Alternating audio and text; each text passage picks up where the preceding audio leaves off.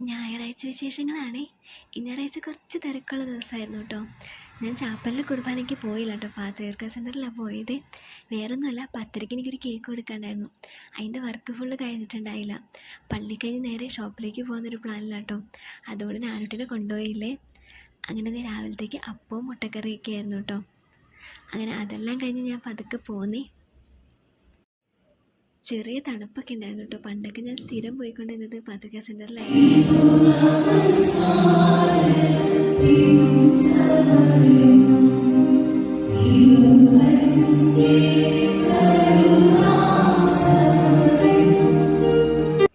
പള്ളി കഴിഞ്ഞ് പോണ വഴിക്ക് പൂവൊക്കെ ആയിട്ടോ പോണ. വൈകുന്നേരത്തേക്ക് ഒരു വെഡ്ഡിങ് കേക്ക് ഉണ്ട്.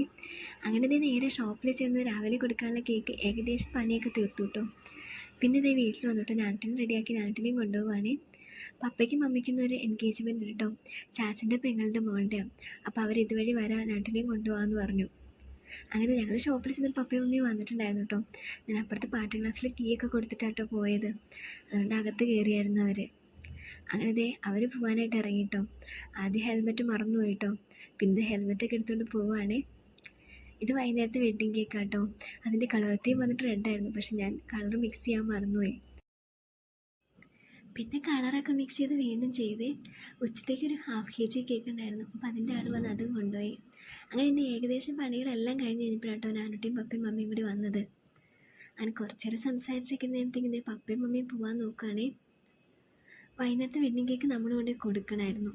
അപ്പോൾ അത് ടൈം ആകുമ്പോൾ ചേട്ടായി വരാമെന്ന് പറഞ്ഞിട്ടുണ്ടായിരുന്നു.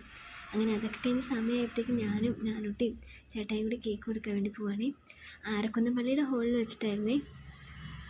സ്റ്റേജിൻ്റെ തീം വന്നിട്ട് റെഡ് കളറിലായതുകൊണ്ട് കേക്കും റെഡി ചെയ്യാൻ പറഞ്ഞിട്ടുണ്ടായിരുന്നത് കേട്ടോ. നമ്മുടെ ഏഞ്ചൽ ഇവൻസിൽ എൽദോസൈഡ് തന്നെ ഓർഡറാണേ. അങ്ങനെ അതൊക്കെ കഴിഞ്ഞ് ഞങ്ങളെ വന്ന് ഷോപ്പിലാക്കിയിട്ട് ചേട്ടായി ഡ്യൂട്ടിക്ക് കയറി. ഞങ്ങൾ പോയിരുന്ന വഴിക്ക് ഭയങ്കര മഴയായിരുന്നു കേട്ടോ. ഞങ്ങൾ 2 സ്ഥലത്ത് കയറിയിരുന്നു, പക്ഷെ മഴ കുറയുന്നുണ്ടായിരുന്നില്ല. അങ്ങനെ പിന്നെ ഞങ്ങൾ 2 ഘടിപ്പിച്ചങ്ങ് പോന്നു. വീട്ടിൽ വന്ന് നാട്ടിനെ കുളിപ്പിച്ച് ഫുഡൊക്കെ കൊടുത്തപ്പോഴത്തേക്കും പതുക്കെ ബുക്ക് എടുത്തു. 2 ദിവസമായിട്ട് ബുക്ക് എടുത്തിട്ട്. കറക്റ്റ് ബുക്ക് എടുക്കൽ നാട്ടിൻ്റെ ഫ്രണ്ട് വീഡിയോ കോൾ ചെയ്ത് പല്ലവി. പിന്നെ രണ്ടുപേരോട് കുറച്ച് നേരം ഭയങ്കര സംസാരമൊക്കെ ആയിരുന്നു. അതൊക്കെ കഴിഞ്ഞ് പതുക്കെ ഞങ്ങളങ്ങ് കിടന്നു. അപ്പോൾ അത്രയോട് ഞങ്ങൾ ഞായറാഴ്ച വിശേഷങ്ങൾ. ടാറ്റാ.